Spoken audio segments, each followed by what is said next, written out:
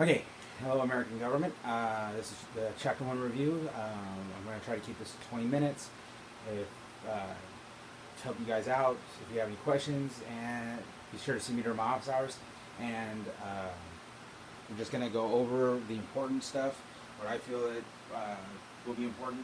Normally this takes like a whole 50-minute, hour and a half to do, but I'm going to go through this fast. So if you have any questions, please be sure to message me on that.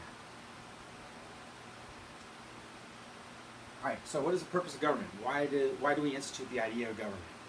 Well, we are cavemen, society, there are no rules. So, control, the idea of control. To make laws, to be sure that society as a whole is protected. So, protection. Freedom versus order. Can freedom exist without law? Well, it can. You could say that we could have total freedom. If we have total freedom, then you live in anarchy. So you do need laws. So this goes to the point of the term paper. Which is more important to you? Do you want more freedom or do you want more security? Should we have? Should we be able to have the government tell us what we can do or can't do? How much are we willing to give up? How much control? Every law that is passed tends to take away rights and freedoms. But is it worth it for the protection? I'll even use, for the example, you used to be able to text message on your phone while you were driving. Can't do that anymore. Are we willing to give up that right to text message while we're driving in order to be protected from people text messaging and driving and killing us? So there are good and bad that you can take from any law that is passed. But really the purpose of government is to institute a society so that society is able to function. Now it'll take me several clicks to get through this because I don't know why it's doing that. But I'll keep clicking until it goes. And I've clicked about 50 times. Alright, so the power problem. How much power should government have? How much power are people willing to give up to government? Federal power versus state power. How much power does the president have? Why does everybody think the president is the most powerful person in the world? Well, because the president is one person and is seen all the time. How much power does the state government have in matters? How much power does the federal government have? When we look at what's going on in Portland right now, we had news stories about the federal government sending in troops to stop peaceful protests. But when those protests are attacking a federal court, who has jurisdiction? Who oversees that? Who has the power over that?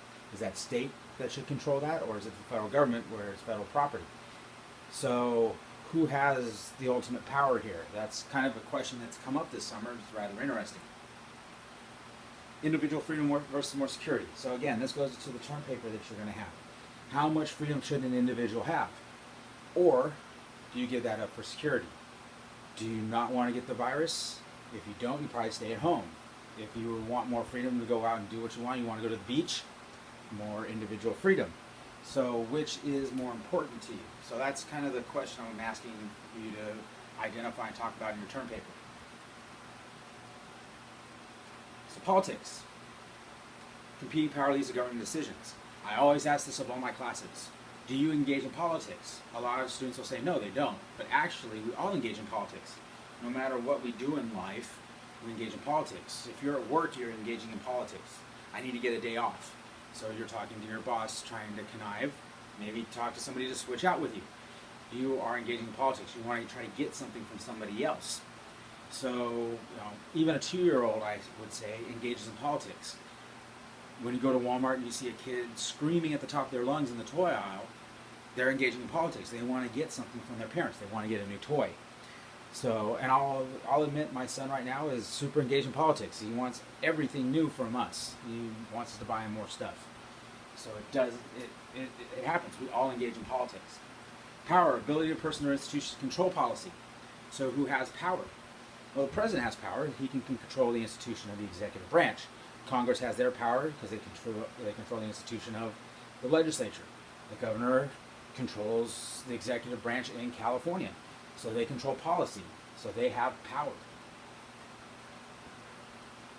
And then authority. Recognize right of persons or institutions to exercise that power. We recognize the right of the governor to put out laws so that, or to create edicts to tell us to shut down. We're not going to go out. And we recognize that the governor's authority, so we don't do it.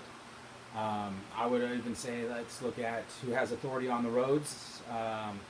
When you're driving along and you pass a police car, do you recognize their authority by seeing the sirens on the top? What do? You slow down, right? So you recognize the authority of that person to be able to pull you over and give you a ticket. And then justice. We would hope that the individual is treated fairly. Here, good behavior is awarded, bad behavior is punished. Is that really true? I want you to think about that. Is good behavior always rewarded? Is bad behavior always punished? Those are two conundrums that you would think would happen, but does it really? Justice found in the Declaration of Independence and the Constitution. So justice is an important concept to all the founders. Even though we talk about justice today, in that sense, even the founders found it so important that they put it in our two major founding documents. Retributive justice, proper response to wrongdoing. What is the proper response to wrongdoing? You kill somebody, should you go to death? That's retributive justice. So we could look at retributive justice in a sense of criminal laws. You commit a crime, you do the time. Whereas restorative justice, restoring to the victim and rehabilitating the offender. Restorative justice, you rear-end somebody and you destroy their property, they can sue you, so you can restore what they had before. And then distributive justice, proper distribution of values. What values do we talk about in America? Well, we talk about freedom, we talk about justice. These are distributed justice that ideas that are shared with each other.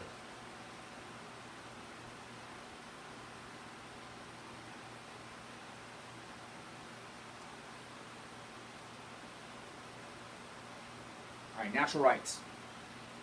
So, according to the founders in the Declaration of Independence, we are endowed by a higher power with certain inalienable rights. These three rights you should know is life, liberty, and pursuit of happiness. So when we talk about natural rights, these rights are given to you naturally. No government has to have any laws. There is nothing in the Constitution about life, liberty, and pursuit of happiness. These are in the Declaration of Independence. Why? Well, because in the Declaration, these are given to you naturally. Does government say you cannot have life? No, they can't. We are given that right naturally. It's given us by a higher power. Same thing with liberty. We're given freedoms. We exercise those freedoms. Can you go where you want, when you want, how you want? Yes. In most cases. You have freedom of travel, freedom of thought. This is just given to you naturally. I always use my kids as an example. When they were little and we put them in baby jail, they would climb out and go wreak havoc. Well, they were yearning for liberty, for freedom. So it's all ingrained in almost all of us for that idea of liberty. And then pursuit of happiness. You can do with your life what you want. It was property. We all have a natural right to property, but the founders switched around to pursuit of happiness. Now, property makes everybody happy, but I think pursuit of happiness is all more encompassing in what we want to do. We're born with these rights, and they are not given to us by the government. Now, when we talk about the Bill of Rights, those are rights that government cannot infringe upon. It's already known that government cannot touch these things because they're already given to you by a higher power. And these three rights supersede all other rights. So, freedom of speech, freedom of religion. You can't sacrifice people because you are infringing on their right to life. So these three rights are more important than the Bill of Rights because these three supersede. They're given to us naturally.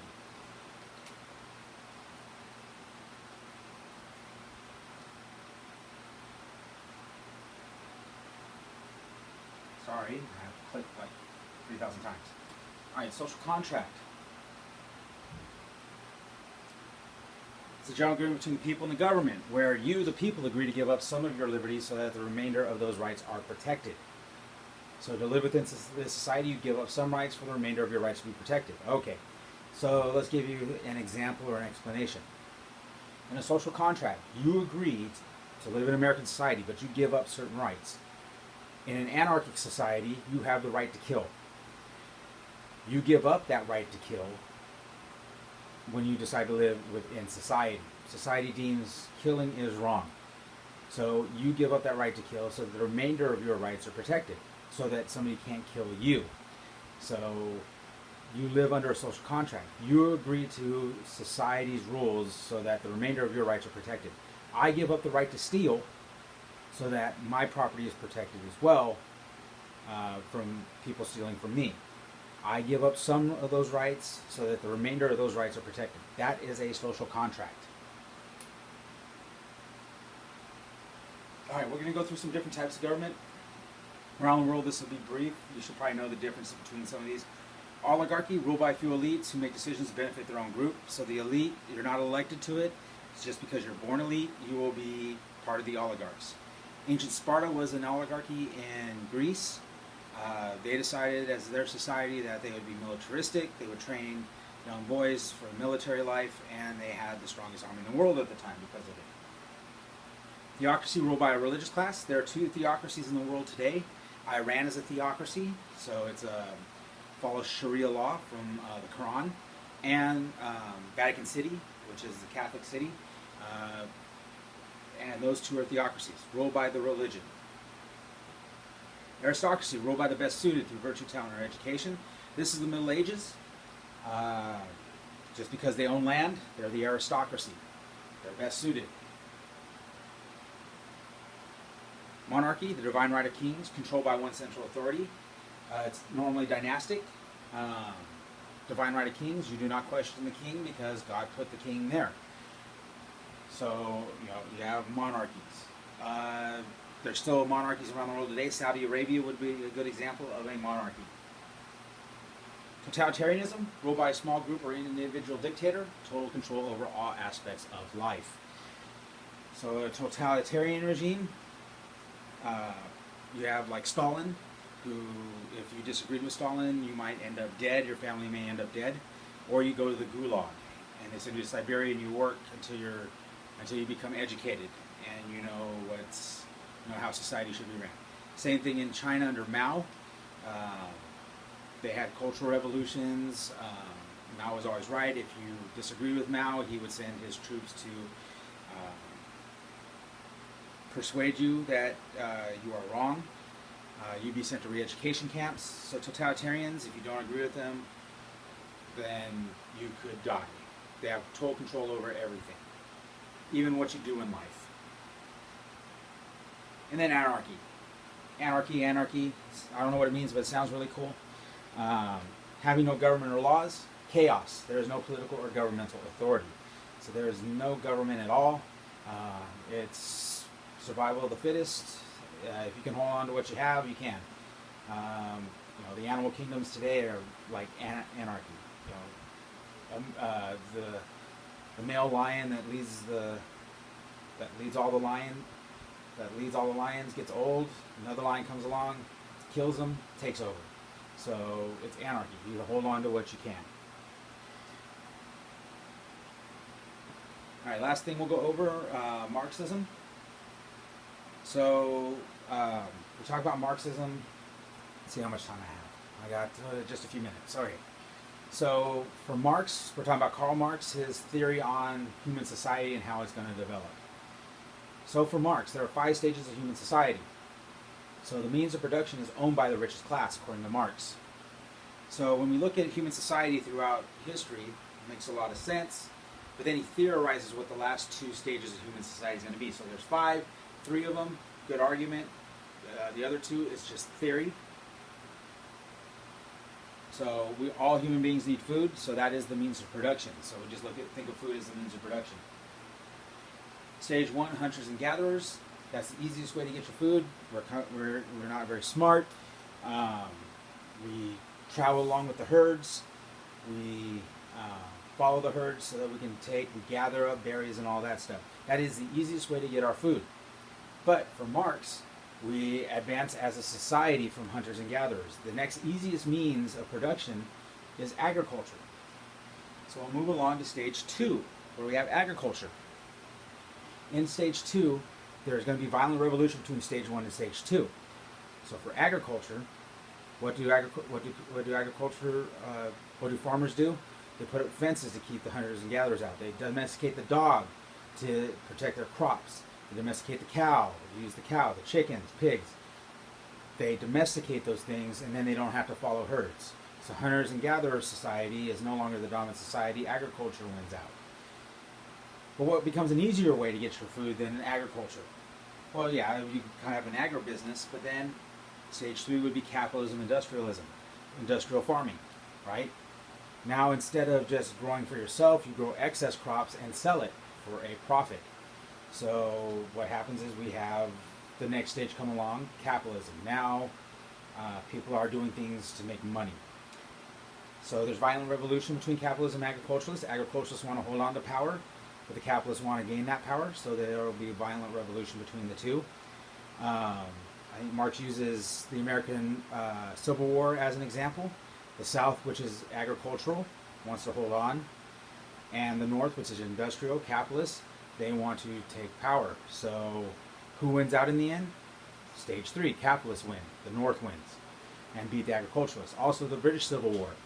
You have Oliver Cromwell, who wants to sell his excess sheep agricultural as capitalists.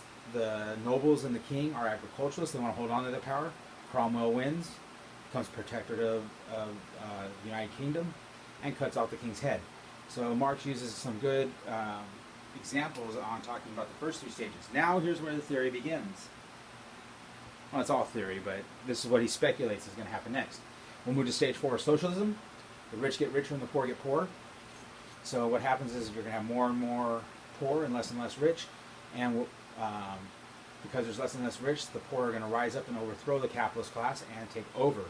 So now there is no class. It's pretty much everybody shares everything equally. So in socialism, everybody is paid the same. No matter what you do, everybody is paid equally. So it's all equal in the sense of pay. If you're an NBA star, $1,000 a month. If you are a doctor, $1,000 a month. Street sweeper, $1,000 a month. Whatever you do, that's what you get paid. And then there's a difference between socialism and communism. So stage 5 is communism. In a communist society, what will happen is socialism trains people to learn to live and share things equally. And then as soon as we get rid of the idea of capitalism or stop thinking about capitalism and profit and think about the community, then we become communist. There is no government in a communist system.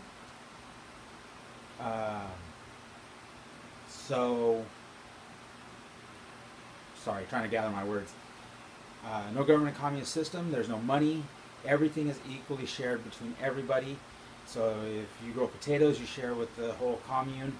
If you grow lettuce, you share with the whole commune, and you help each other out. So that's true communism. There has never been a true communist country in the world. They've all been socialists. Closest that anybody's come to communism is probably the 1960s China, where everything was shared equally and everything was provided equally. But there's still a government, so it's still socialist. And the reason that they stayed socialist is because they would say that evil capitalism, the United States would go and take over. So when you hear about socialism, yeah, it talks about equality, but it's equal pay. We're all equally paid in a sense. And in communism, there is no more money system. It's just everything's equally shared between everybody. So there is a difference between socialism and communism. I know it's pretty brief. If you want to go into more discussion about the stuff, we can do it during a Zoom office hour. And I hope this helps out. If you have any questions, please see me during Zoom. All right, we'll see you for Chapter 2.